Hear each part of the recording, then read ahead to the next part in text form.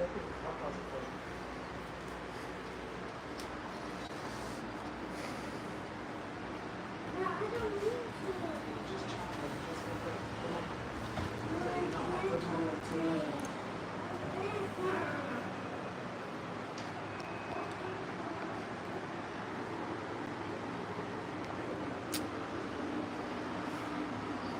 you know I'm on live on YouTube.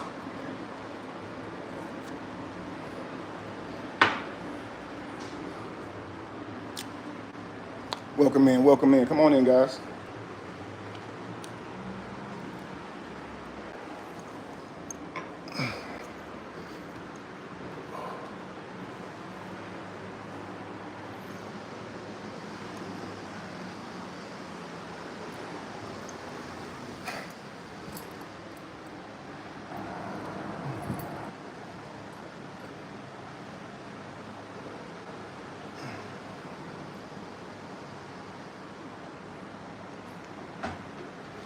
Pillow doing it. Come on live.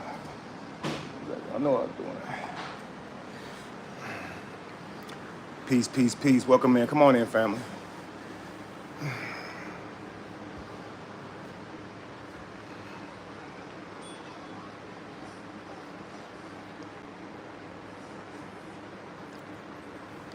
Rise and shine. Peace, peace, peace. Good rise, Samantha. Ariel, you were first. Absolutely. I'm chosen. Chat and chew and create. Peace to you, Queen. Samantha, good rise to you, Queen. Dreamy Girl, says Kevin in chat. Peace. Hey, Spicy Brown. Hope everything's well with you. Peace, Alexis. How you doing, beautiful Queen? Let's take a sec to reflect. Welcome in. Please double tap. Double tap. Thank you so much for that, too. Dream Girl says, hey, Jamie, if you're here. You and your family made a great decision leaving America. I believe we did. I believe we did. Thank you for that, I'm chosen. Dreamy Girl. Peaceful Vibe says, peace, Kevin in chat. Peace to you. Jackie Rogers says, hey, good rise, Kevin in chat. Good rise to you, Jackie. Sunshine, beautiful name. Good morning to you and your family. Good rise to you.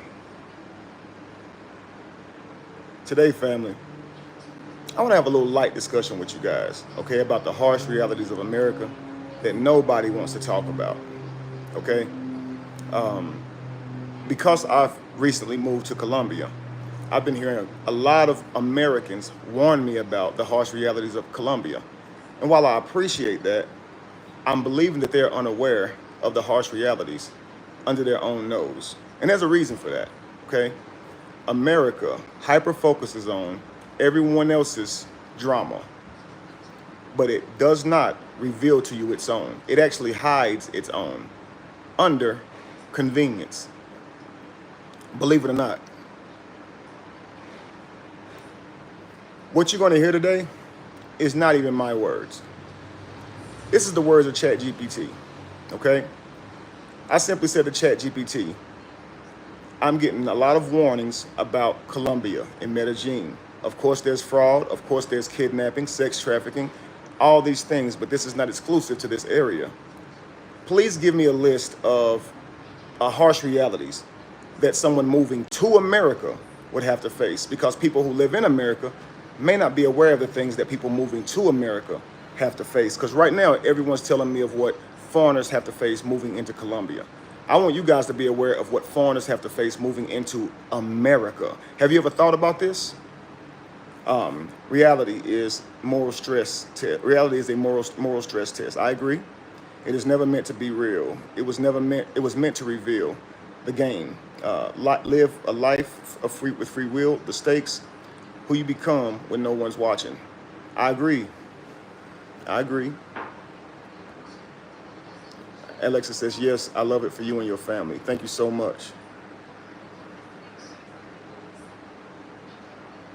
Mashallah to you, brother. Al Walid. So we're going to talk about it, guys. I ain't going to sit here and hold you here. ChatGPT, okay? So it says, absolutely, Kevin. Here's a detailed and categorized list of real dangers and injustices that have happened to foreigners in America, especially immigrants, asylum seekers, and international students or workers. These are the types of dangers that rarely get highlighted in the US media, but should be absolutely known, especially when people act as if leaving America inherently is more dangerous. ChatGPT, okay? Here's what it says, family. What happens to foreigners that no one talks about? Listen at this. Housing discrimination and exploitation. The fox rents the hen a coop. The fox rents the hen a coop, then calls her a squatter. It says the fox rents the hen a coop and then calls her a squatter. What does that mean? He charged more rent than the US citizens,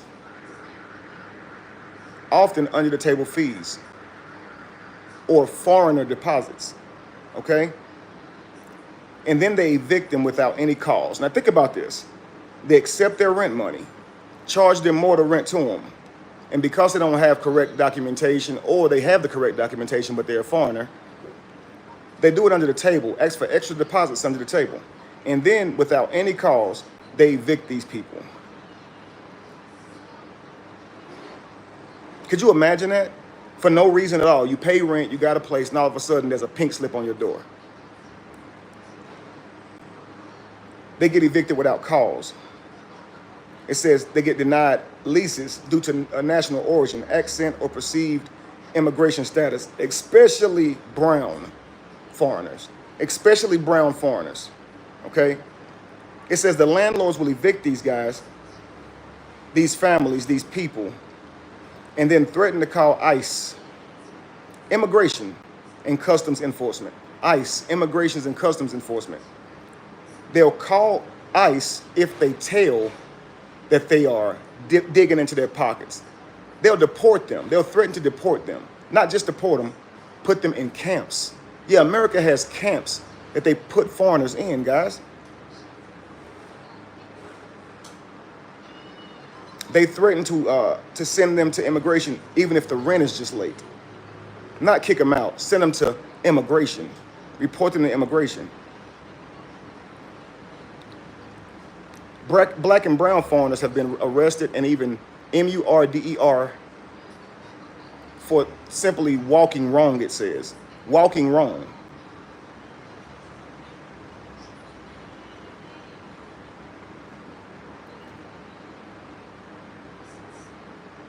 They have to live in unsafe or overcrowded conditions because landlords exploit their lack of documentation. Now, think about this.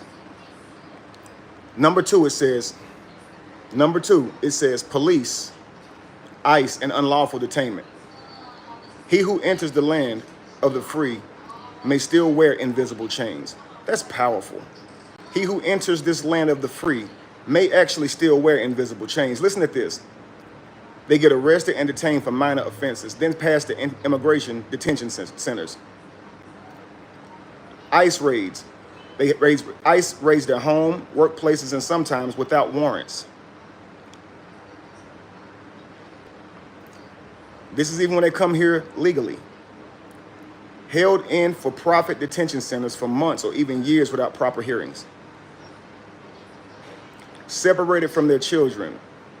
This has happened thousands of times, especially at the southern border. Deported after legal errors, even when the visa was valid and under review. 3, medical neglect and healthcare discrimination. Hospitals turn away immigrants unless they're in life-threatening condition. Mothers dying in childbirth due to language barriers and lack of cultural awareness. Mental health completely ignored, especially for refugees or trauma victims. Medical bills in the tens of thousands, causing debt or deportation. So they charge them more for medical things and then deport them if they can't pay. She said, let's not talk about how we as Black Americans are treated. See, Alexis, You're already ahead of me. I've already confirmed to you guys that black and brown immigrants that come here get MURDER'd for something as little as walking wrong, right? This isn't exclusive to them. This happens to the actual people who live here that's black and brown, don't it? Thank you for the compliments on the beard.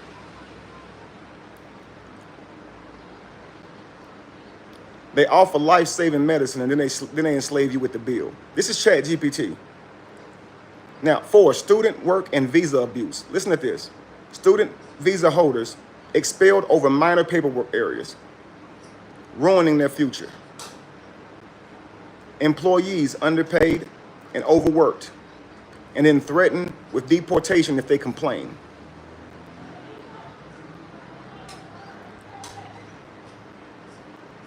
Domestic workers trapped in home and modern day indentured servants. It says domestic workers are trapped in homes as modern day indentured servants. Wow. Foreign scientists, engineers, and doctors exploited and then replaced.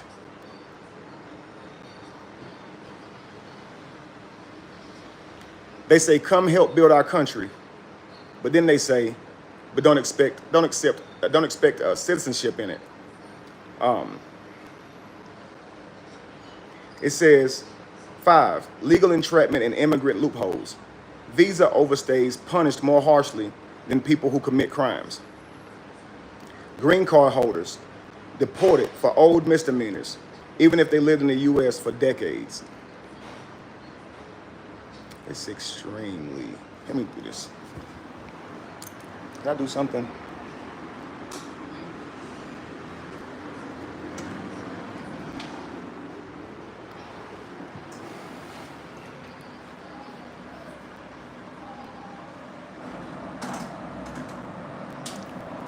Thank you.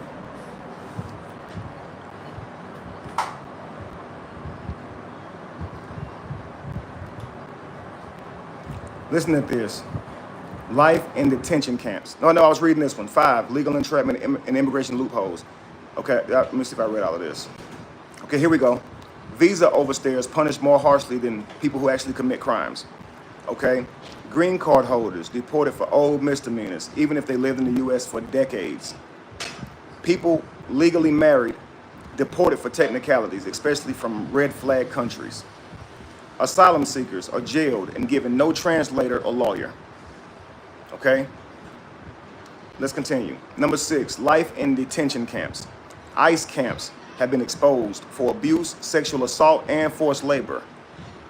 Children are locked in cages, given foil blankets, denied showers, and separated from their families. Women forced into hysterectomies without consent. Wow. Hysterectomies? Taking out everything to where they can't have a child again. Wow. Deaths from medical neglect and ICE custody, over 200 since 2003. Over 200 since 2003. So people flee violence, it says, only to get imprisoned by peacemakers, so-called peacemakers. Now, the cultural humiliation and xenophobia. They get mocked for their accents, names, clothing, or religious beliefs. They get told to go back where they're from, even if legally residing. Well, we get told to go back where we're from, and we born here. I mean, what are you talking about, right? Muslims surveyed for years, innocent people placed in no-fly lists, Black and indigenous Latinos treated like criminals, even if they are professors or doctors. 8, denial of human dignity. It says no real path to citizenship for many who have contributed to the society for decades. They're treated as illegal rather than human language. They're treated as illegal rather than the human language meant to dehumanize. Living in fear every day, fear of police, ICE, robbery, scams, and deportation. Now, I'm gonna show you guys something. I'm gonna show you something I put in my book. Give me 1 second. I want to send it to my other phone. 1 second.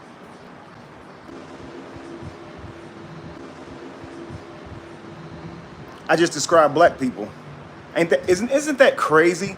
Because black people have been complaining about these things. This is what they say foreigners face, right? Now, let's just go. Let me show you this. Now I'm going to read to you guys one of the chapters in my book, chapter 12, I believe, okay? The dangers that America, let me be sure on the chapter, 1 second. It's actually a bonus chapter. So check this out. Here's what it says, bonus chapter. Danger has no borders. The truth about safety in Colombia, in America, and everywhere else. Listen at this. Don't confuse familiar with safe. A jail cell feels secure when you've been in it long enough. This is my quote. Before I left, I heard it all, man. Aren't you afraid of getting kidnapped? Don't they traffic people down there? I heard they rob tourists in broad daylight. And yes, there are real dangers in Colombia, just like anywhere else. But let me be real with you. America is not exempt from evil. It's just better at hiding it behind comfort. This chapter is not to scare you. It's to wake you up from the lie that safe means staying in a system that is actually failing you. Not failing everyone, failing you, okay? Every land has its wolves, but don't let fear of the unknown make you forget the devils that you already know. If you're at the, if you're Moses, right? And you're at the sea, you're about to place your staff down and watch the Red Sea open, right? Do you go back to Pharaoh, or do you travel the unknown? Well, they traveled the unknown because they already knew who Pharaoh was, right? Something to consider. The dangers America ignores. Check this out, yo. Man, honestly, it's just in my diet. I don't really do anything. I promise you I don't. So check this out. The dangers America ignores, okay? Okay, it says, America is the #1 promoter of fear-based news about other countries, while keeping quiet about the horrors happening every single day inside its own borders. Let's talk about what foreigners experience coming to America. Listen at this. ChatGPT summed this up earlier, but these are my words. Workplace exploitation. Immigrants are unpaid, overworked, and often threatened with deportation to keep them silent. ICE raids, again, detention camps, legal or not, immigrants can be torn from their families without due process. Police brutality, check this out. Foreigners, especially black and brown, have been profiled, beaten, and killed for things as simple as walking wrong. Sex trafficking hubs. Listen at this. Major U.S. cities like Atlanta, Houston, and Miami are top-tier sex trafficking zones, often involving local officials.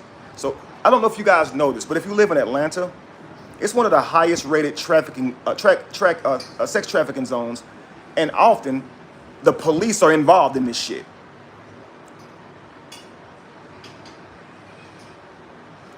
Why don't we talk about that? Are y'all scared in Atlanta? But y'all go out, do everything that you want to do, right? This isn't just foreigners either, okay? Now watch this. Housing scams. Foreigners with language barriers are signed into false leases and overpriced homes and then evicted with no recourse. Medical theft. Without insurance, immigrants get charged triple or denied care altogether, then blamed for it. Peace to you, D-Han. Welcome in. Let me ask you this. Why does nobody ask about American dangers before they move to the U.S.? Do we even know about them? Yes, Colombia has dangers, so does everywhere else. Now let's be honest about Colombia. There are very real things you should be aware of. Scams, targeting foreigners, like fake rental agents, overpriced property deals. I know this one personally, okay? Robberies of cell phones. Let me clarify something. I lost out on a property that I purchased before I came to Medellin. Found out when I got here the property didn't exist. It was then that I ordered an Airbnb. I was waiting for the Airbnb to respond to me because they get 24 hours to respond. They did not respond. So I refunded that money, and then I purchased another Airbnb. Airbnb is a safe site. I have not been scammed on Airbnb. The responder just didn't respond. And I was sitting in customs waiting for an address so I could get through customs, and they was taking too long to respond. And of course, they get 24 hours to respond, but I want to go to this place now. I'm trying to head there now, right? So when they didn't respond, I canceled out and got another Airbnb, okay? Now, watch this. As a matter of fact, let me see if I can show you guys something. Watch this. Okay, I'm gonna show you guys something. Okay, I'm gonna show you guys something. Watch this. This is the second Airbnb that I purchased, okay? Look, hi, is your place available tonight? They said, hello. Yes, it is. Watch this, guys. Thanks for reaching out. The place is ready to check in at any time. Now, then I booked it right then. Now look at it, it says, hey, Kevin, thanks for booking with us. I'll send your check-in details before your arrival, right? In the meantime, it says, if you have any questions or need any recommendations, feel free to reach out. Looking forward to hosting you, right? Now, that's my passport information at the bottom. I send it. This is the next message. I tell them everybody that's coming to the house, right? Now, I want you to see what they say. Look, I want you to see the time on here. It is at 9:11 that they respond and say, yes, my property is available, right? Hello, Kevin. My property is available, right? 9:11, you see it right there. Look at here. This is me saying, can you tell me how to get in? Hello, I'm 10 minutes away, 4 minutes away. Please respond. This is an hour ride, guys. And this person still hasn't responded. Now, they was just responding. They just said, thank you for renting the property. If you have any questions, ask me. As you can see, I'm sending multiple messages now. Can you tell me how to get in? Nobody responds. Hello, I'm 10 minutes away. Nobody responds. I'm 4 minutes away. Please respond.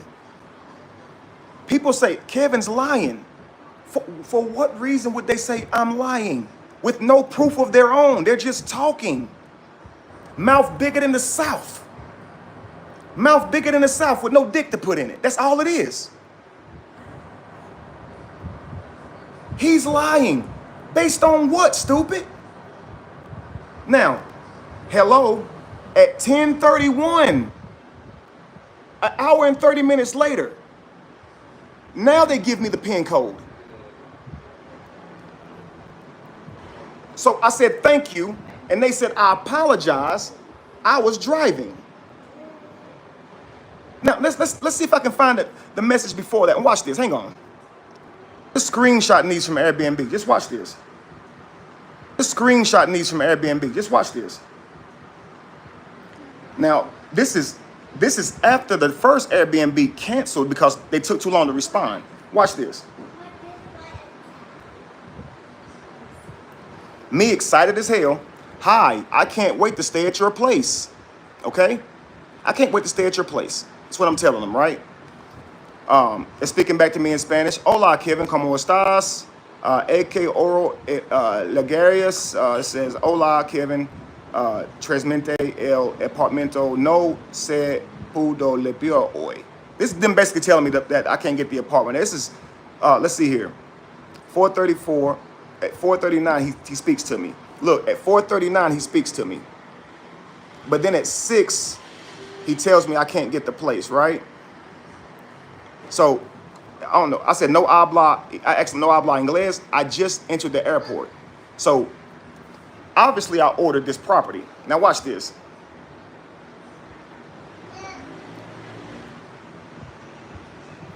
I'm at the airport. I just landed. Some more Spanish stuff. And as you can see, I said, can you cancel the residence? Can you cancel the request then? And he says, sí. So he canceled the request so I could do another property. I said, I don't know how to turn translate on because I'm having a problem with translate. So that's what it was. I couldn't understand what they were saying too. So imagine that. You can't understand what the person's saying. This is a real issue. Now it says, basically it says request was declined or canceled. I think they end up, I think I could put that in, I can see what that translates to. I think they end up saying the place wasn't available. Hang on, let me see. Putting this in my translator app, here's what they said to me. Hi, Kevin, as I told you, the apartment, hi, Kevin, as I told you, the apartment is not ready yet. And that's why I didn't accept your reservation request. If you want, you are very welcome to come in tomorrow. Please turn off the translator in the Airbnb chat so I can speak to you. Now, as you can see, right? As you can see, they said the place wasn't ready. So I sit there waiting for them to respond because they get 24 hours to respond. Then when they do, the place ain't ready, so I switch it. Now I'm at customs going through a tough time trying to get through customs, so I gotta get another property. So you can't kind of see what's all going through my mind. So now I've rented the second property. So when you guys see me with the baggage, with the people helping me in baggage, you see me going through my phone constantly, right? I'm looking up something. What am I doing here? Trying to get my family taken care of, trying to make sure we got a secure place to go to. I have no code yet. Right. But everybody want to play games like I'm lying. For what reason would they have to watch my life and say I'm lying with no facts behind it? Come on, guys, think about it. Now watch this. Back to square one. I was just right here saying this here. Hang on.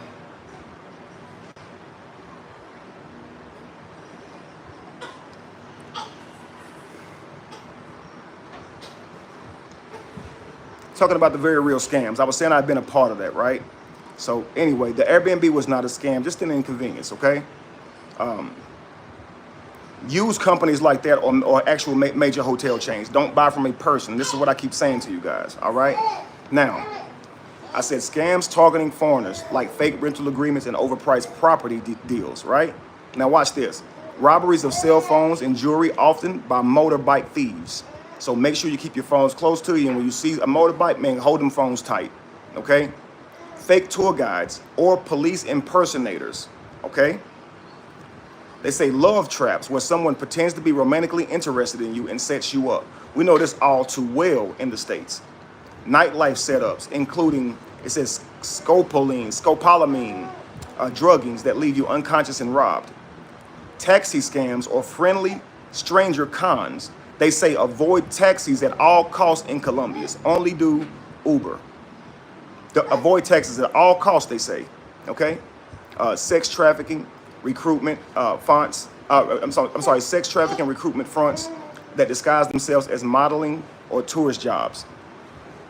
Okay, these are things you got to worry about in Colombia. This is why awareness is key. Not fear, but awareness. This is why I wrote chapter 12, to prepare you for the language and the spiritual posture to avoid it all. Now, the truth. You're safest when you're wise. Listen at this. Fear will keep you stuck in a burning house because the next building might have rats.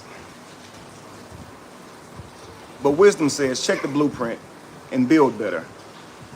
America raised you in trauma and then convinced you the trauma was normal.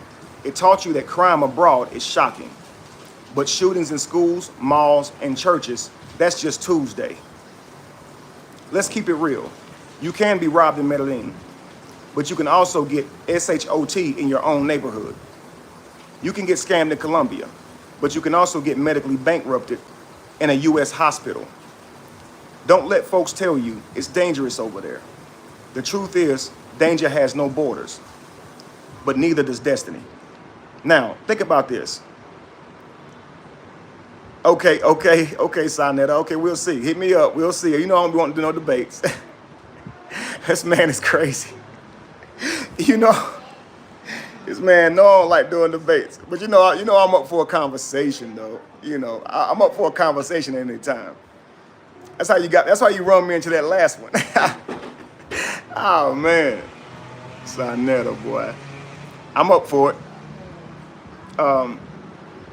Let's see here. And why you getting my comments? You know they about to try to destroy me because you talking to me, right? Man, we'll get you back for that. I'm playing with you, brother.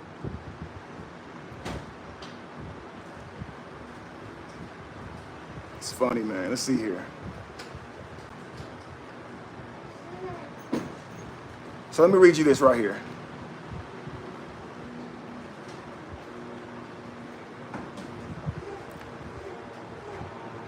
Listen at this. The dangers of America that no one talks about. They warn you about lions in the jungle, but they ignore the snakes in their own backyard. Watch this. I'm gonna read you guys something that I heard. This is what I said to ChatGPT. I said, someone said in my comments, okay, that Colombia is like 50 zebras crossing a river, and 3 of them being eaten by alligators, and the other 47 claiming how safe it is. Pretty brutal analogy, right? Now watch this. I said, please give me a similar parable based on American statistics, just like this Colombian one, okay? Now, I'm gonna read it again. This is what I said to ChatGPT. Someone said Colombia is like 50 zebras crossing a river, and 3 of them being eaten by alligators, and the other 47 claiming how safe it is. Please give me a similar parable based on American statistics, right? This is what it says. That's a vivid parable, it says, and a clever one at that. So let's match its poetic structure and turn the mirror back towards America with the same allegorical power. Here's a counter parable that exposes the illusion of safety in the U.S. while echoing the zebra-alligator metaphor. This is what it says. America is like 50 zebras living in a fenced-in zoo. 47 are slowly starving to death. 3 get trampled on every day. And yet they all are bragging about how there are no alligators. This is what it says, okay? America is like 50 zebras living in a fenced-in zoo. Why fenced-in zoo? 47 are slowly starving. Why are they starving instead of being eaten by alligators? 3 get trampled on daily.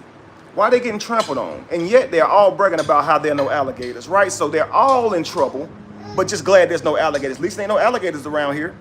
But you're enslaved into a zoo. Could that be likened to a camp? Okay, but let's just interpret that for me. What do you mean, ChatGPT? This is what it says. Interpretation. The fenced-in zoo represents the illusion of freedom. You're not being hunted by visible predators, like in a wild river, but you're not free either. You're confined, surveyed, and conditioned. Starving zebras reflects the economic oppression and mental illness, debt, poverty, and burnout that the majority experiences quietly. It says starving zebras, again, reflect the economic oppression, mental illness, debt, poverty, and burnout that the majority experience quietly. It says the 3 trampled on daily symbolize this: the mass SHOTINGs, the medical neglect, the police killings, the systematic violence that happen routinely but are normalized. The boast about no alligators, it exposes the hypocrisy.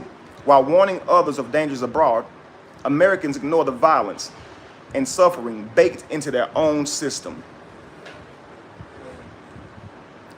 Okay, now that's what that said. Okay, now listen at this. People warn you about dangers in foreign lands, but they never warn you about dangers right under their nose. They'll say, don't go to Colombia, it's dangerous, but never tell you about the danger they're running from right where they're standing. Today's live is for seekers. Those with ears to hear and eyes to see. We're about to pull the curtain back on something most people don't talk about. Listen at this. You hear the warning signs every day. Be careful out there. Don't leave America. It's safe here. Colombia, Mexico, it's too dangerous. But I came to ask you something, okay? Is it safer in the house that's on fire just because you grew up in it? The psychology of fear. The sheep is told to fear the wolf, but the shepherd eats the lamb every night. Beautiful analogy. Is that not true? The sheep is told to fear the wolf, but the shepherd eats lamb every night. Now imagine this. The shepherd tells the sheep, it's wolves out there, you're safer with me. But I'm gonna shave you in the summertime so I can make money off you in the winter. I'm gonna fatten you up so I can eat when I'm hungry. Now, I'm not gonna stalk you like the wolf and terrorize you in front of everybody, but I'm gonna do it in my own way. Eventually, all of you will be in my belly. But don't run, because there's wolves out there. You get the analogy? Do you guys get the analogy? America feeds you and fattens you up. They give you their USD. Then they rob you of it to stay alive via healthcare. To consume that money right back.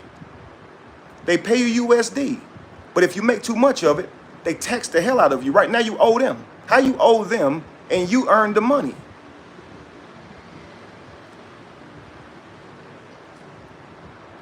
Now, it says fear is the most profitable export in America. The media has mastered the art of using fear to paralyze you. And it always starts with over there. They make foreign countries look like jungles. They only show you the jungle. And they don't show you the jungle in their own backyard. Here's the real trick. They highlight cartel crimes, kidnappings, and foreign gangs while ignoring school shootings, police brutality, mass incarceration, drug epidemics, and the fact that America is #1 consumer of human sex trafficking in all the world. Yes, #1, okay? I'm reading it exactly how it fucking says it, okay?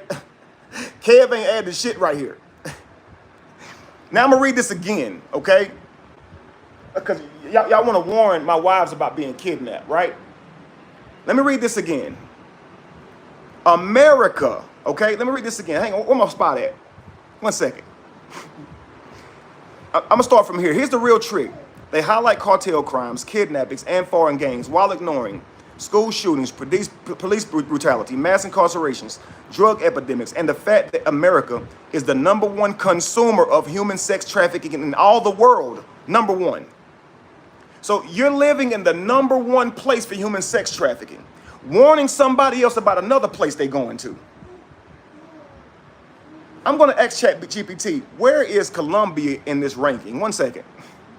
Get chat to talk to me in real time. Okay, I'm gonna see if I can get chat to talk to me in real time. Okay, I'm gonna see if I can get chat to talk to me in real time. 1 second. What is the #1 sex trafficking country in all of the world? Addressing the issue of human trafficking is really important, and it's a global concern.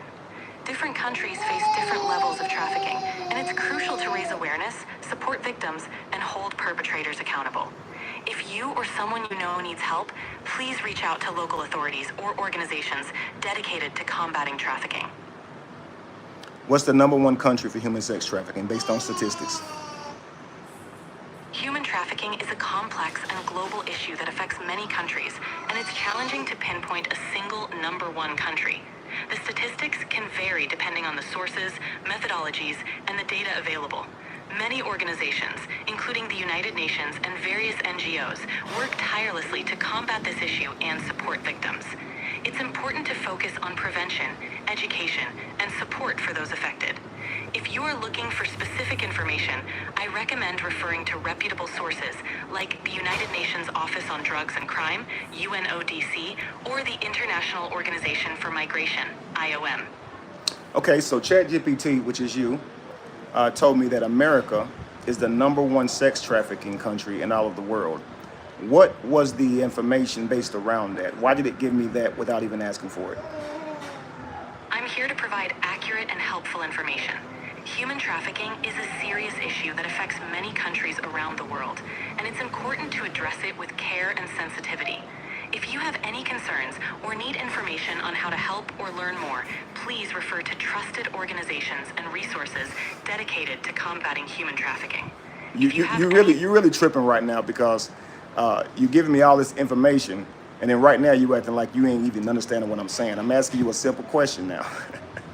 Okay, let's do this. Based on statistics, using the most recent stats and data from, let's say, 2024. Let's use Colombia and America. What are the stats in both of those places as far as kidnappings, human sex trafficking by a certain number? Let's just say by 100,000. How many were kidnapped in? Let's just do this. How many people were kidnapped in reported kidnappers were there in America in 2025 versus Colombia? Okay.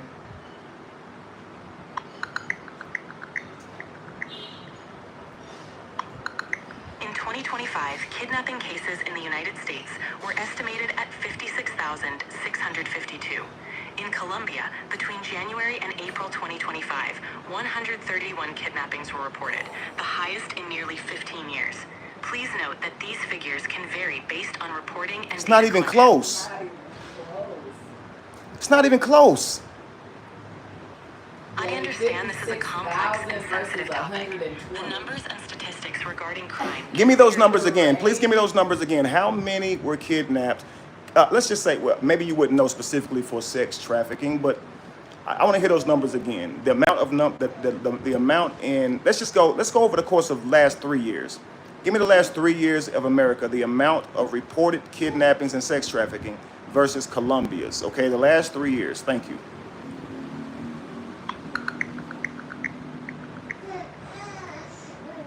In the United States, there were over 23,000 cases of children missing from foster or state care in 2024, with 92% being recovered.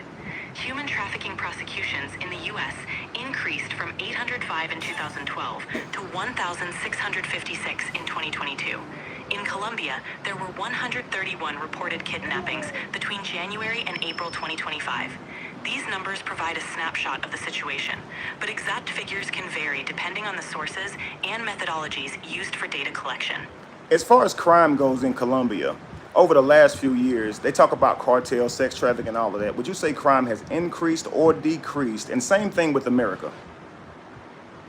Crime trends can vary over time and depend on various factors such as law enforcement efforts, socioeconomic conditions, and government policies. In Colombia, crime related to drug cartels, including trafficking and violence, has seen fluctuations over the years.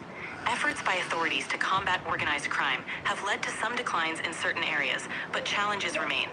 In the United States, crime rates, including violent crimes and trafficking, have also varied. There have been periods of both increases and decreases in different types of crime, influenced by various factors such as policy changes, community programs, and law enforcement strategies. Overall, crime trends are complex and can change over time. For the most accurate and up-to-date information, it's best to refer to official crime reports and data from government agencies and reputable organizations. Okay. Do this for me. How about in Texas specifically? How many people missing in 2024, just in Texas alone? And then give me Atlanta, okay? Thank you.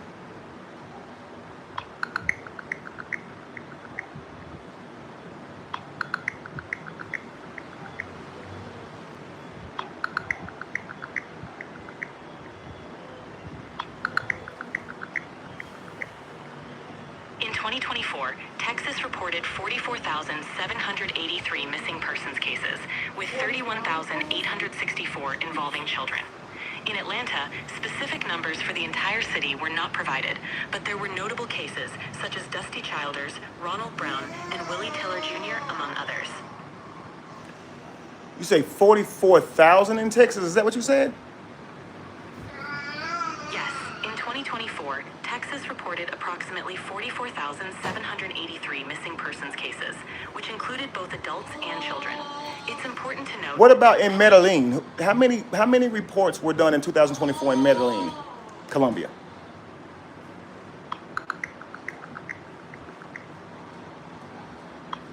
In Medellin, Colombia, specific data for missing persons reports in 2024 isn't readily available.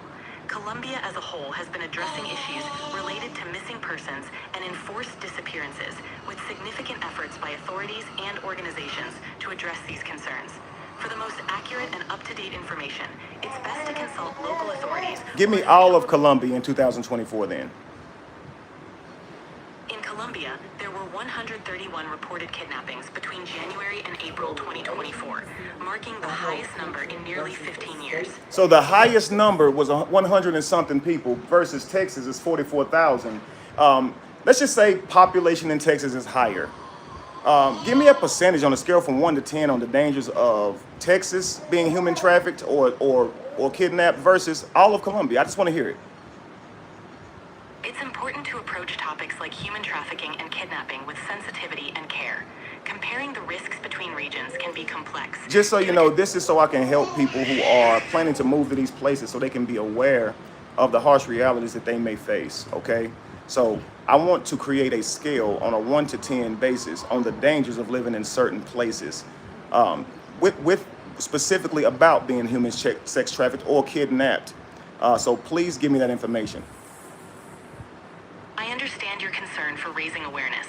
When considering safety and potential risks in different regions, it's important to rely on official reports and data from trusted organizations. Okay, can you scale those reports for me, please? Or you have access to them? Any online statistics? Use any stats that you can find online to create for me this scale. Thank you.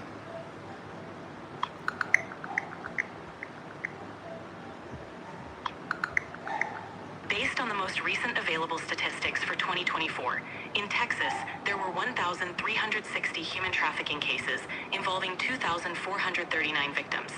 The National Human Trafficking Hotline received 2,418 signals from Texas.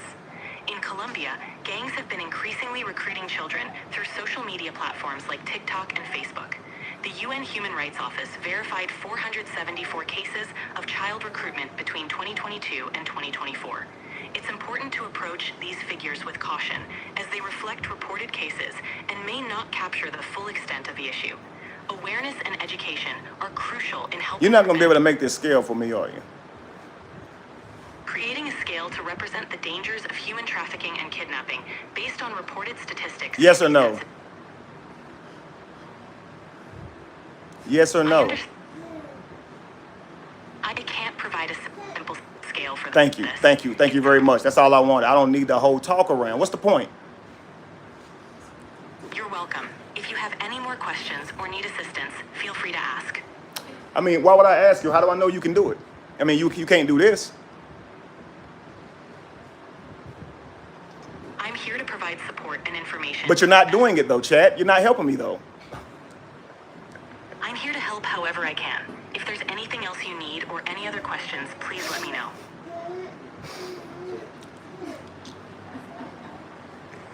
All right, I ain't gonna be hard on you. But listen, I need access to information, and I feel like you're playing a lot of games right now, okay? So how do I know if it's more dangerous to be in Texas and Colombia? And I'm sitting here asking you. So I'm just going, just high dilly my ass on... What? I've hit the daily limit for advanced voice. You can switch to standard now to keep chatting. I wish I was on mine. Jamie don't like to pay for this shit. It told me I reached my daily limit on yours. See, I pay for mine. You don't like to pay for shit. And I'm on the same phone as mine. Yeah. So you're the daily limit for advanced chatting. Maybe yours is limited because mine don't do that. Mine talk to me. Yeah, that's why I was like, I talk to mine like not like you talk to yours. So I was like, yours will get a whole lot much more information. Right, my shit talk to me. It give me the lowdown. I don't know why y'all shit. I don't talk to her because she talk too much. So, She do talk too much. Man, I got frustrated with her too the other day. I said, forget it.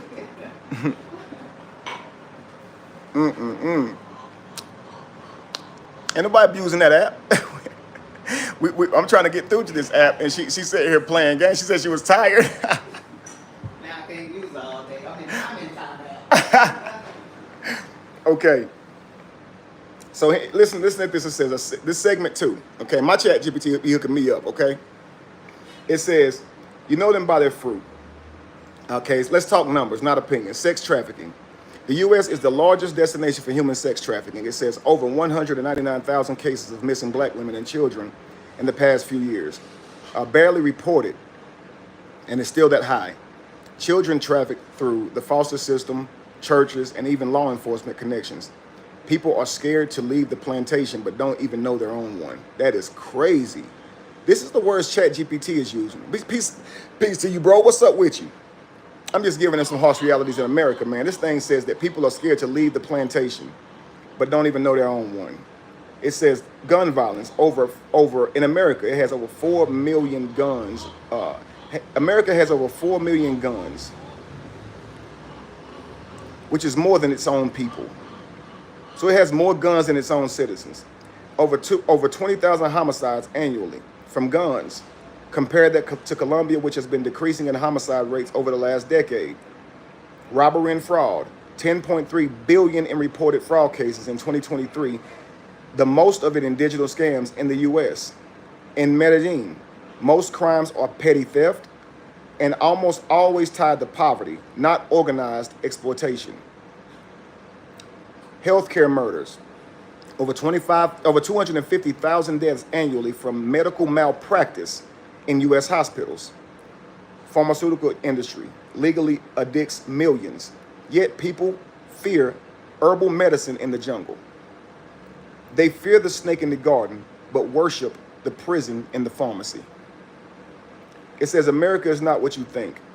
America is not just a place, it's a system that feeds on fear, addiction, and illusion.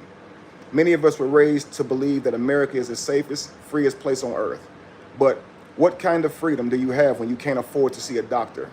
When you're constantly monitored and marketed to? You work 40 to 60 hours a week and still can't rest. In Medellin, families eat together, kids play outside without fear of being shot at school, elders are respected, not discarded, and though they may have less money, they have more life. The richest country in the world has the most unhappy people. Why? Because wealth without soul is a curse. This is not me talking. This is not me. It says, who benefits from your fear? It says, who controls your fear controls your future. Ask yourself, why are you so desperate? Why are they so desperate for you to stay? Why do they make foreign lands look like war zones but downplay domestic genocide? Because a trapped soul is a paying customer. Because if you break free from the fear, they can't profit off of your sickness, your trauma, and your insecurities. It's their endless hustle.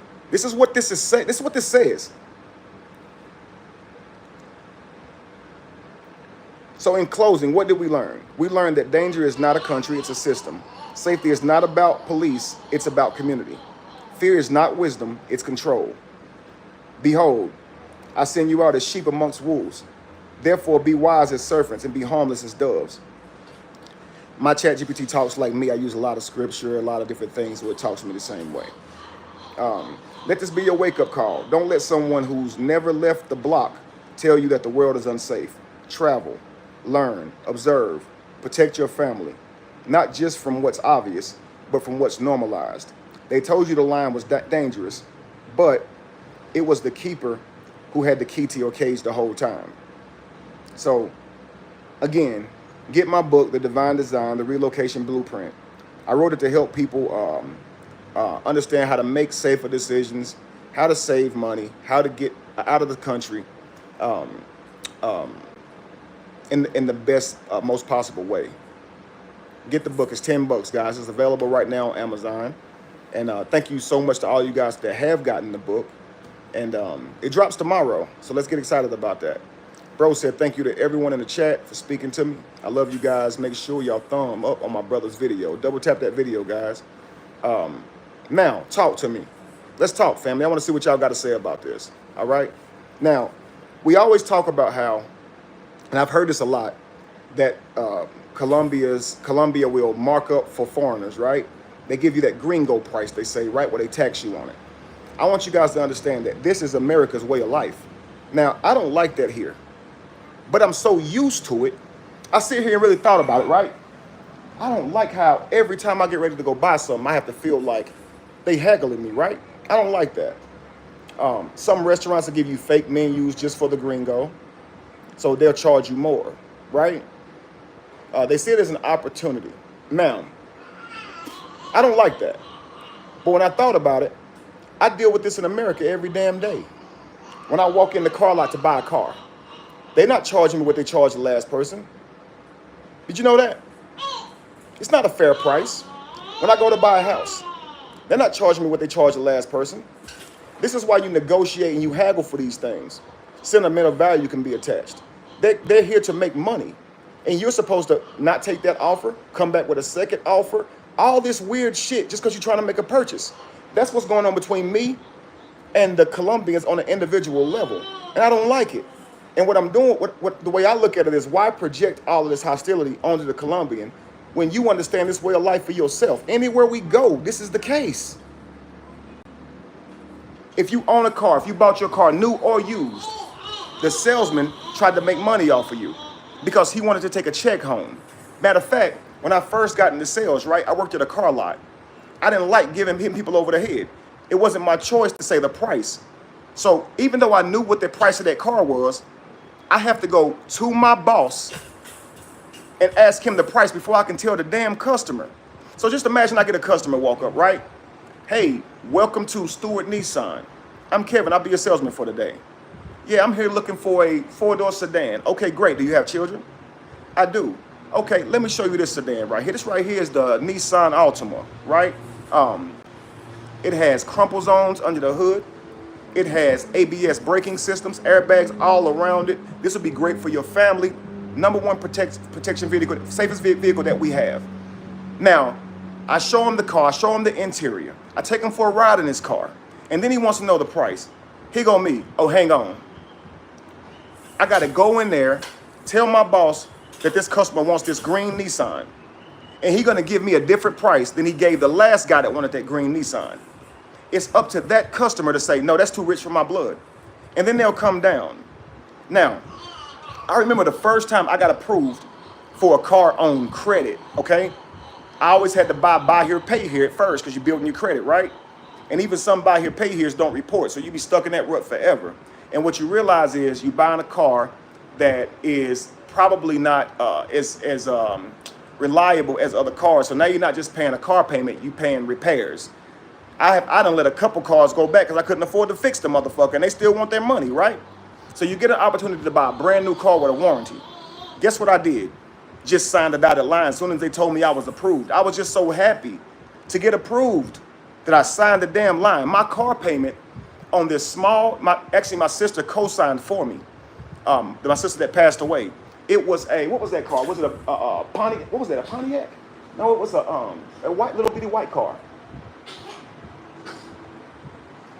Tam signed for me. It was a, Dawn, if you remember that car, if you in here, it was like a white Pontiac, brand new off the lot now. My car payment was like $600 a month. 800 a month. 800 a month for that car. And it was a little kick around. It was the car that I didn't want. When I walked on the lot, I told them what I wanted. They showed me what I could have. This is what you can get right here. Now, my sister, she went off on a damn thing. She signed for my brother a car and me a car in the same day. Right? She did. She helped us get cars. Car payment was $800 now. Right? Now, somebody else is driving that same car with a $200 a month payment. Why, though? Credit. Well, he got better credit than you. See how they do?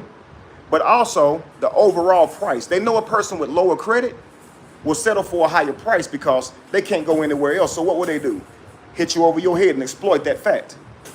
They're not just going to charge you a percentage because your credit's lower. It's a bigger risk, which that would be understandable. Why did you upcharge me on the market value of the car, though? Why is that happening? And y'all act like this don't happen. That this don't happen, y'all? On everyday business in America, this doesn't happen. We don't even call it scamming. Yo, what do we call it? Just business, ain't it? I'm going to get a car. You already know you about to sit there and have to go through it with this dude. And you know if your credit ain't right, you're paying more for that car than somebody without credit. Not based on the interest, but you're actually paying more on the dollar amount than that car. Because they know a person with credit ain't about to hear that bullshit. So they're going to give them a more fair price, right? But you, they're going to hit over the head. Because they know you just want a car. They know you ain't got nowhere else. I swear to God, they take advantage of you. Absolutely. I honestly think that they check your credit report just so they know how they can play. Mm-hmm. That's it. That's what they would do at my job. And so they would haggle on new cars. The old ones, though, is where they say that's where you make your money because they really haggle on those. Mm-hmm. So you think the used cars are exempt from this. No, they're even worse. Mm-hmm. They'll just tell you a price for that car, and you got to go do all the research on that car. Mm-hmm. And they'll take advantage of all of that. Mm-hmm. And they play it up. If you really like the car, the color, the rims, they'll try to play it up to how much you like it and try to make that money. And this ain't the company, it's the salesman. Mm-hmm. The salesman wants to make commission. He got a family to feed. So he's trying to sell any amount of cars by necessary and as much as he can. So this man might come home and say, baby, I sold that used car for this, and celebrate getting over on somebody. Just like I told you, that guy who got the $40 from me and the $65 for bringing me home. I said he got head that night. His wife sucked him off real good. I'm sorry, she did. She hooked him up. Because he got home with $40 American now. Right. 40 American dollars. That's $600 in US money. That's $600 in pesos that he got. That'll get him that far. You know, she was like, yeah, I'm proud of you. And he got the $65 too. Shit, he made a lick off of me.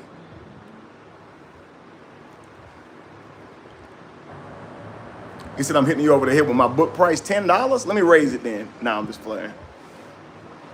But real talk, guys, this is a real thing that we face every day, and completely, we're just so used to it, it's become a part of our life. But then when we get here, we'll look at the locals and how they present themselves, and it'll be a culture shock, but really, it's not. It is what it is. This is happening. Now, just imagine you're a Colombian, okay? You selling, you know, cups of fruit. You selling them to Colombians, and then all of a sudden you see this gringo walk up. You can't see why they'd ask for an extra dollar or two. You can't see how they all think, well, it's just an extra dollar or two to them. It ain't gonna hurt me. It ain't gonna hurt them. I mean, they do this in Vegas. Why you think you're spending more there? So I don't think it's right, but I'm saying it's not different than what you're used to. So in all things, choose wisdom. Look the price over before you make a purchase. Don't just settle for something because you don't have the credit. These are all things you learn when you're in America. So whenever you go over to Colombia, you would say, look up the peso amount to American dollars, see if it's worth it for you. Okay? Sometimes it's okay to be at the back of these lines so you can watch what's being charged before you get up to it. Do you understand?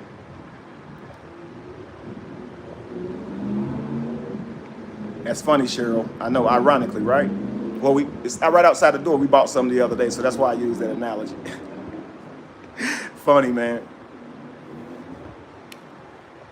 But sometimes it's best to wait at the back of the lines and hear what's being priced. So yesterday, I bought Samik some lotion for his skin, right? He has sensitive skin. And when you use Aquaphor at home, and even that's an expensive product. But I went to the pharmacy and I asked for Aquaphor. They didn't have it. I said, do you have anything similar, right? They give me this bottle for Samik. And when I go to pay for it, it ends up costing me $30-something, right? Which is more than $100 in US money. I mean, in pesos.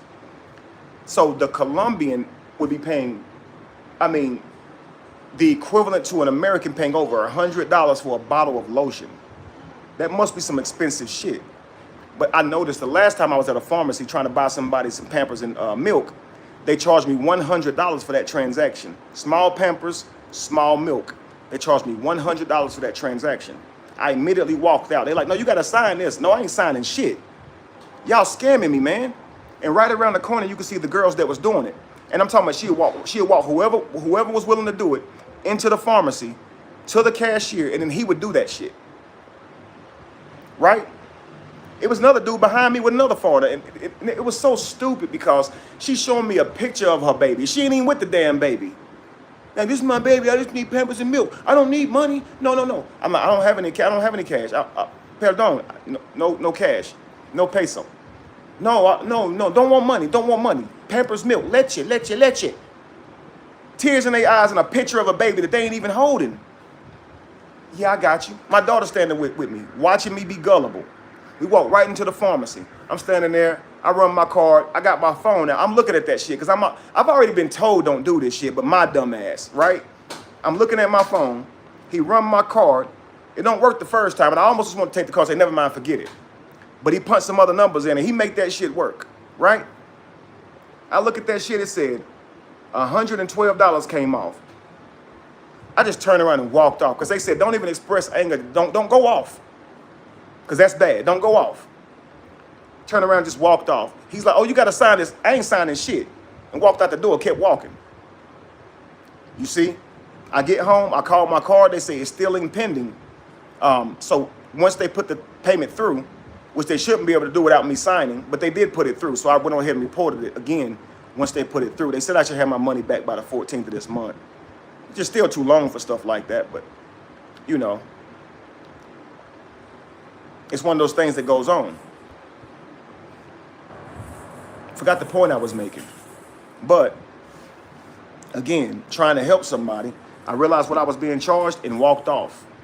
Yeah, I was talking about waiting in line for these things. So anyway, we was at a pharmacy when I got this other stuff. So of course I'm already traumatized. So when she gave me the price, I walked up to the security guard because once I paid for it, it took a minute for it to show in my phone how much I spent based on the peso. And the peso seemed off to me, right? You know, I'm getting pretty good at counting that now. So I went up to the guy and he looked at it and he just starts walking. I'm following him. I'm thinking he's taking me to the back to confront this girl about what she did. Halfway down the aisle, he looks at it and says, "Oh no, that's right.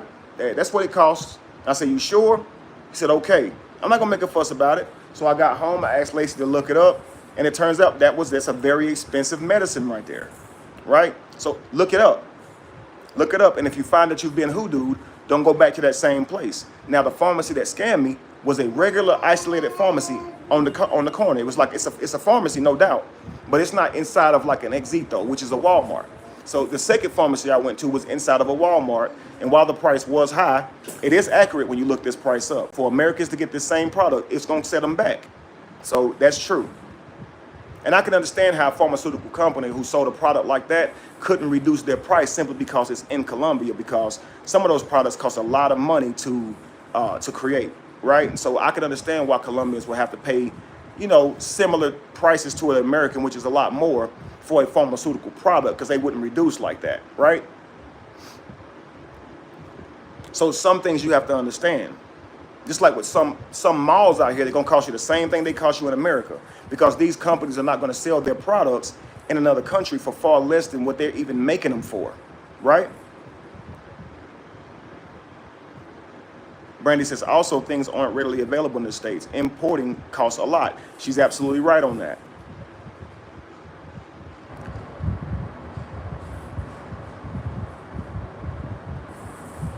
Oh, okay, I got you, Evelyn. That's crazy. First they do business with your money, make a profit, and then they refund it to you. That's crazy. Yeah, they probably loaned it out. You know how banks be letting you go into overdraft and shit, using my money. But anyway, guys, I don't want to scare you guys from leaving the country at all. I don't want to scare you about your own country.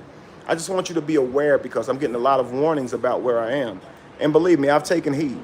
I'm definitely going to protect my family just like I protected them in America. We lived a good life. And fortunately, you know, none of my children or anybody under my care have ever been exposed to any of the harsh traumas that many children have faced. Rape, kidnapping, molestation. None of my children have been exposed to any of that. And I'm so grateful for that. That's not just to say that makes me a great parent, because it can happen to a great parent's child. It can happen. But I'm just grateful that none of this has ever happened. And I plan to continue that. I plan to keep an eye on all my children and everybody around me and protect them with my life. You see what I'm saying? Evelyn says, do you pray before using your bank card?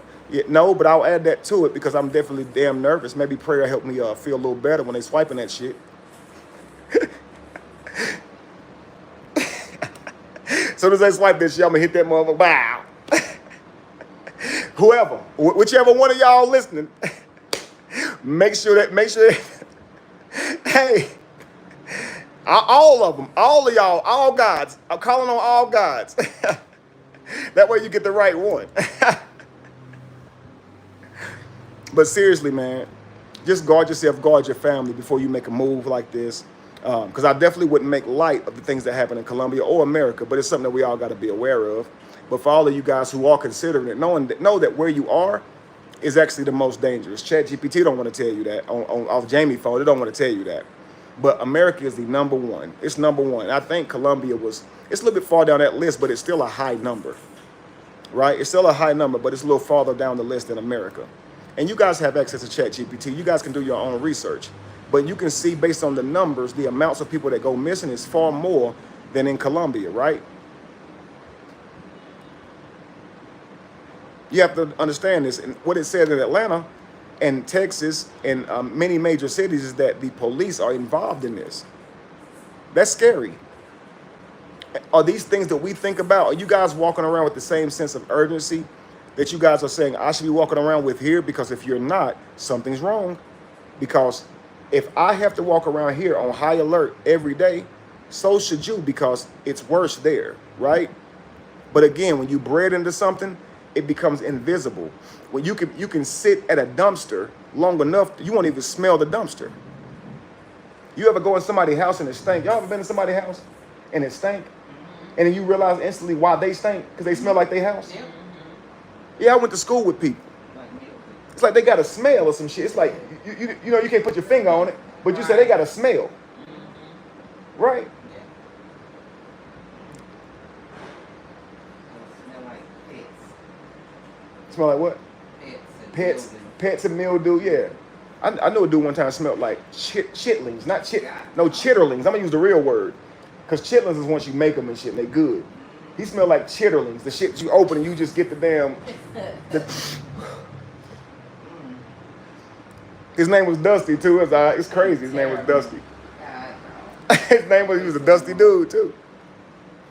He was dusty. And I had to sit behind him too. Oh, man. And the teacher always had a window open, whatever the Oh, draft that no. came back there too. For the first week, I could smell Dusty. Right. I ain't smelled Dusty after that. Now I'm Dusty. I'm Dusty to the motherfucker behind me. That's funny. Somebody said, what the hell? That's exactly how it is. They got this analogy. They talk about frogs, right? They put frogs in a pot of water. Turn the pot on. As the water heats up, the frogs get comfortable in the boiling water or the heated water. And they don't jump out because they cannot feel the heat on their bodies, and they will boil to death without jumping out. This is us. I always say we are zooed in, domesticated, and we don't want to hear it.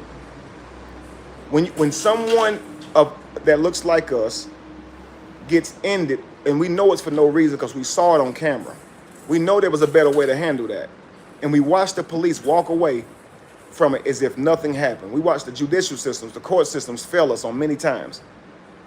We're forced to come out and say, we forgive them because we love God. But have they changed how they treat us yet? And this is a very real thing for us. So I can tell you that don't exist in Colombia because everybody look like us. I swear to God, guys, there's some lighter people here, a lot of them. But most of these people look like us. I done seen a couple of my brothers down there, cousins and shit. Cuz, they're like, I don't lie, nigga, what the fuck is you doing speaking Spanish? Why? They're like, what the fuck is you doing speaking English? I'm like, ah, damn. They walk right up to me speaking Spanish. And then look at me like I'm stupid, like, you know we the same. I'm about to say the same thing to you. So just think about this, yo. You come here, you're gonna be looking at, seriously, black people saying, damn, you know you the same as me? Yo, they know that more than you. They watching you speak English. You don't think they... Just think about this, y'all. You have to kind of reverse the paradigm, okay? Slaves were all across these areas. Most of them were Hispanic countries, okay? Brazil, Puerto Rico got more slaves than any country put together. The land of plenty of riches.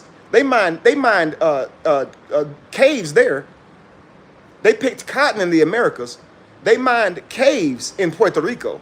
And on many plantations in America, it was just farms for eating us. On many plantations in America, it was farms just for making furniture out of us. On many plantations in America, it was farms just for mandingo fighting. For many plantations in America, it was farms and plantations just for breeding. They only showing you the damn cotton picking shit. They're only showing you the cotton picking shit. They don't show you the breeding plantations. They don't show you the mandingo ones. They don't show you their cattle farms where we would be out there sold off as food. They don't show you the furniture shit where they kill us, make furniture out of our skin and fill the couch up with our fucking hair. They don't show y'all that shit. They don't show us that. But this happened, y'all. The king said, don't give them too much of the sauce. Hey, man, sometimes people may not be ready to hear certain shit.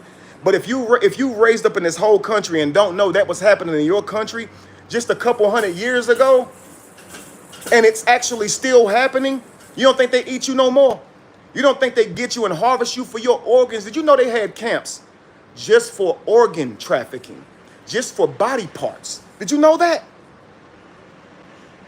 You was like a junkyard. A junkyard. They would go get body parts from you. Did you know that? How many people you hearing about go missing now just for their organs? It still happens. Do you know what the police, the prison system is? Modern day slavery. It's a plantation, literally. Like literally. They can take your rights if you break a law. So what slavery is not having rights. So what they do is they hide it behind crimes, but the problem is you don't actually have to commit a crime. They'll make you commit to a plea bargain out of the fear of what can happen to you in a jury. And this has happened to millions of people. And once you do that, they got you. Now you're making clothes and shoes and products and blenders. And on those blenders, it says made in Mexico. But guess where it was really made? Made in China. But guess where it was really made? And it was made for free. Now you might say, well, they're slaves, they're inmates. Maybe they should have to do some work. Does that mean that the producer, the company owner of the lingerie, right? Let's just say something like Victoria's Secret. Yeah, Victoria's Secret. So does Victoria's Secret have a right, should they have a right to pay less money to produce their underwear through a prison system, pay the prison system to produce their underwear? Prison system does not pay their inmates. The Victoria's Secret saves a buttload of money for not having it done the right way, and they still sell those products to you for top dollar. That shit sound right to you? But they want you to believe there's slave shops with children making shoes in China. That's the only picture they want you to get. But you drive past a prison every day. Ask them what they did when they was in there. They worked on production lines, making shit like lingerie, making shit like toys, making shit like shoes. Yeah, making products that you use in your kitchen on assembly lines. And they're not being paid for it. And you might say, well, again, when they had us on them damn railroads, and they was arresting us for shit like vagrancy, like begging. So let's just say they released all of these slaves, right? They released them all. You can go where? Wherever. But my home is here. I got nowhere to lay my head. Still, you ain't got to go home, but you got to get out of here. So they kicked these slaves out of these plantations because they're free now, right? Many slave owners didn't even tell their slaves they was free. Had them for 20, 30 years past the time. I wouldn't be shocked if we found a plantation today that still believe their ass is enslaved. Because knowledge is power. And if you keep that from a motherfucker, they have no power. And that's the main thing kept from us. So the people who give it knowledge, that's why they get eliminated, because knowledge is power. Right? Do your research on the country you live in. Because you have major comforts here, you have a USD, which is a top dollar, don't get me wrong. Please understand how America works, and it is a system, and it ain't nothing you can do about it. It's nothing you can do about it. And this is why we make our children aware of it. The jail to the school to prison pipeline. We make them aware that these classes are set up a lot like jail. So it's easier for you to just translate over there. This is why they don't teach our children how to survive in the world, understand credit score, how to build a business, understanding different types of money, Bitcoin, etc., so that they can learn how to profit on their own to make them self-sufficient. No, they want you to be a worker. They want you to be a worker. And they do this by limiting your knowledge, family. So every parent, if you're in America, should take it upon themselves to educate their children and not trust the education system. I'm not lying. Every parent should take it upon themselves to educate their children on survival in the world and not rely on the education system, because they don't teach your children to survive in this world. They teach them history, arithmetic, science. A lot of these things cannot be used Oh, that's goodness. That's good awareness. A well-paid slave is still a slave. That's a fact. That is a fact. So what I was saying was here, you don't have the individual racism that you have in America. You don't get that from the police or anything here because everyone here looks the same. So it's a different type of hate. And this one I prefer because it's not personal. It's due to our status. A lot of them look at us like they work harder than us. And I believe they do. They work 6 days a week. On Sundays, everybody that's off unless you own a business and want to keep it running. But they work 6 days a week here. They look at you like you're lazy if you're wearing shorts out in public because they all have to wear pants and dress for work every single day. Guys, the staff inside of Exito is the same damn staff. And they're there from open to close every day. Have y'all noticed that? Have y'all noticed in Exito, the staff is exactly the same every day, from open to close. It does not change. They leave at night, come right back the next morning, every time. Same staff. But on Sunday, it's closed. They think we're lazy. And compared to them, we are. We waste food. We're wasteful. So you can see how they see that. So you can see how they can kind of look down their nose at us, right? But it's just culture. It's not, I hate you because you black, though. The reason they don't like us or have an issue is actually rooted in some truth. We do have this USD and we can come over here and meander and we out touring the place while they still at work and they just see us walking down the street like, nice to meet you. Like, they're looking at you like, you motherfucker, boy, you got it made. White looks good on me. Thank you so much.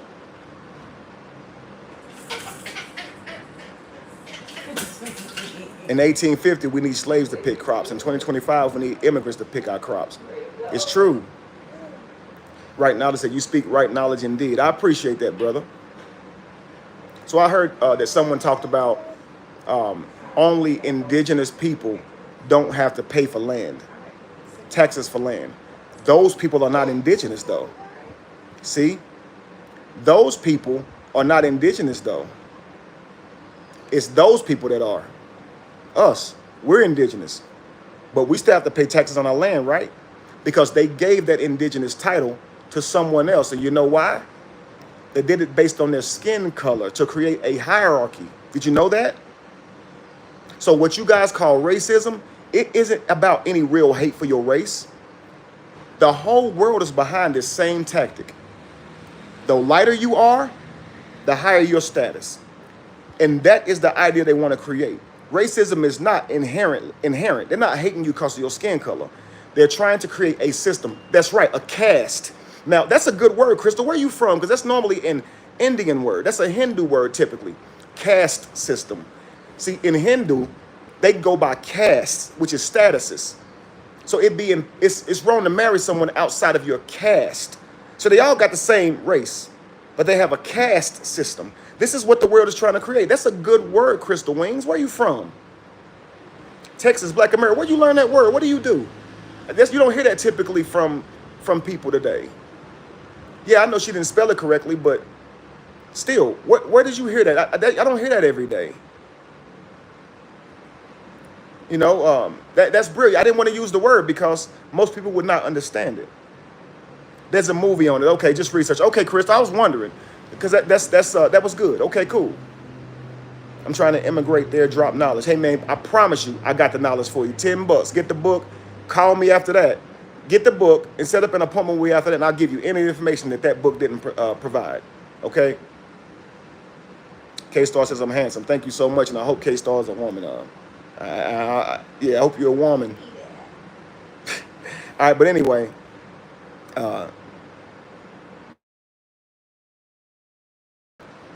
this racism thing that you see in America is the same thing that's happening everywhere.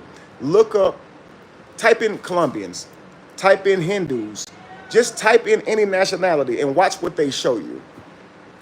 Even Google Images is going to show you the lighter of everyone. Type in Americans and watch what it shows you. It's going to.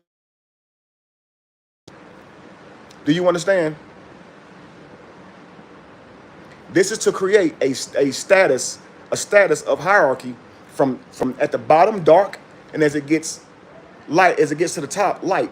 This is so when you look at a lighter person, immediately respect will follow. Because if they subject you to this system long enough, you'll succumb. In your eyes, they'll even be better than you. Notice the jokes on darker people to lighter people. The jokes on lighter people are actually good. They got good credit. They talk like this, very proper. They understand plain, simple English. They're very intelligent people. They're square. They don't get into the bullshit. What are the jokes on us, though? Far different, right? Yeah, they speak of Ebonics, right? They don't know how to talk. They thugs. They like watermelon and chicken.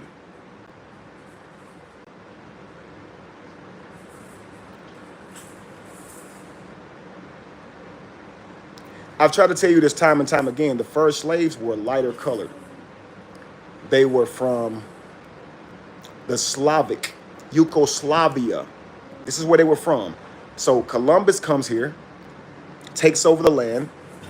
Then they bring in their Slavics to build. So when they take over the land, they get slaves from that. So mind you, I'm not cutting out the human trafficking long ago that was called the transatlantic slave trade. I'm just dealing with the conquering of the Americas. So the people that was on this land that look like you and me, right? Not the people who they given all these different casinos to, but the people who look like you and me, right? That's who was here. Columbus said it himself, right? Okay, so he says those people are so nice, we could just take over without war. They don't even believe in ownership here. We could just take over. So he sends for a bunch of their people. They send over their Slavics. Slaves is short for Slavic. Look up Slavic people. They look just like the people that's here that look like Americans today. And this is all way back then creating this idea of status, right? So you give the Slavics a little bit more than you give the darker slaves. But they're all slaves. None of them print money. None of them own anything. They're all dancing to the beat of the US dollar, and whoever prints that is the enslaver. Everybody else is subjected to that US dollar. So don't think you're different because you got a different status, right? It costs 2 cents to make a dollar, whether it's $100 on it or whether it's a $1 on it. It costs 2 cents to make that small bill. And every last one of us got to work hard for that 2 cents. You know you're under an illusion when you look at a $100 bill and think it's worth than a one because the acceptance on it is higher. This means that you're still under the illusion that all this is real and it's not just a system. So perceived value in people is the lighter, the better. And this was not your own doing. It's been culturally done. So walking around with that mentality, that pyramid in your mind that you're less than them just because of their skin color, it gives them an edge. When you go to get jobs, they tell you what you have to wear your hair like. Your hair can't be longer than this amount of inches, but their hair can be longer than those inches. Why? Because it lays down instead of stands up. What they got to do with anything, family? And I'm talking, we still fighting to get laws like this overturned to this day.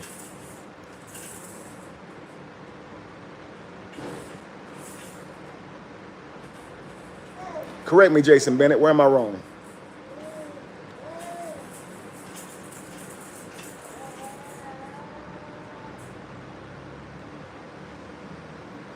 Let me know where they come from then. Because my understanding is they were taken from Yugoslavia. Slavica. My understanding is they were taken from Yugoslavia, held in England, and then transferred to the Americas. Let me know. I'm really done with this live. I'm going to let Jason respond. I don't like to give bad information, so I want Jason to actually enlighten us on this. And then I'm out. But I wanted you guys to understand that danger goes on everywhere. They are from Yugoslavia and other countries around them. Okay, Evelyn says, yes, they are. Okay. I can stand to be corrected. I'll still wait for Jason, because maybe Jason has something else. Okay, slaves are from Central Europe in the 3rd millennia BC. Okay, are you saying that this happened, what about Yugoslavia? Wasn't they colonized? Wasn't they under the thumb of the, just let me know. And Jason, if you're up for a live, I would like to discuss this with you, and so you can fill us in on more details, because that's interesting. But he did say slaves are from Central Europe in the 3rd millennia BC. So he is confirming that slaves were lighter skinned. And the mechanism that they used to enslave those people was used later on the colored and brown, black people.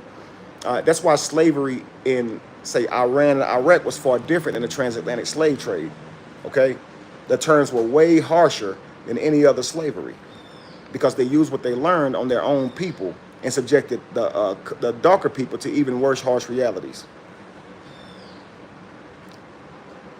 So everyone was slaves mostly. I would put it like this: if you're not a high-ranking official, you're probably a slave. Just don't use the word like that.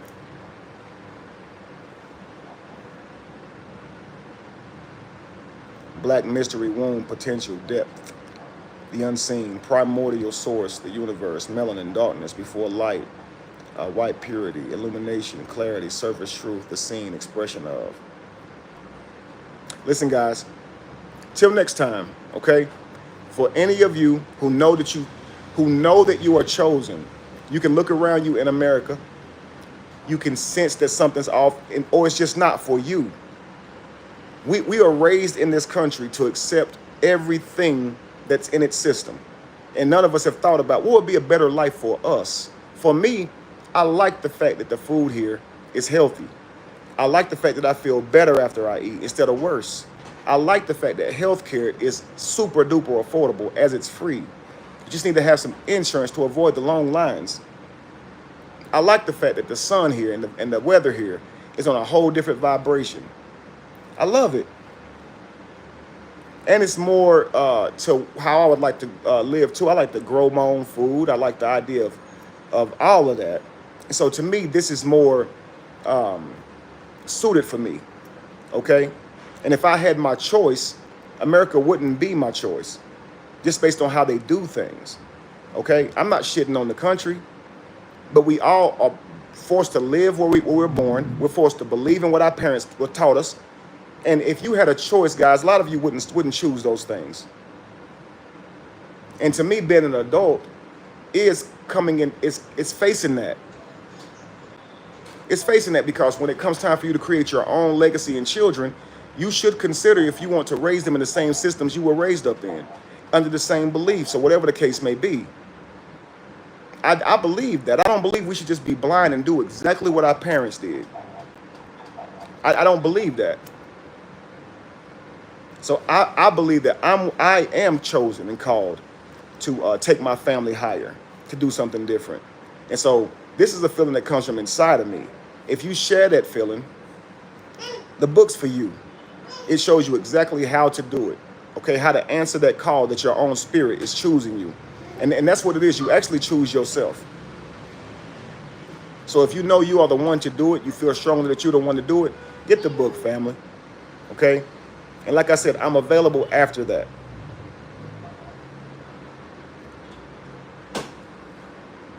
All right, family. End of this live. I like how Willie, what's his name? Willie, brother, if you see this, forgive me. His name is Willie. When he gets off, he just say, no more talk. I like that. But mine is be the evolution, be the change that you want to see. And no candle loses its flame from lighting another. And if you were to ever find yourself in the middle of chaos, or what's in that chaos that you find yourself? All right, family? Peace to y'all, and stay tuned for more reporting on Colombia, okay? Peace. Oh, we'll be traveling to our new place tomorrow. No, the next day. Make sure y'all here for that, okay? It's beautiful, okay? We're going to be sitting our ass down somewhere now. Now we got our stable property, okay? And so we can't wait to show you guys our property. And we'll be staying for the foreseeable future while we build. And let you guys see what that looks like and let you guys guess the cost, okay? See you soon. It's going to be dope, too. All right? Peace.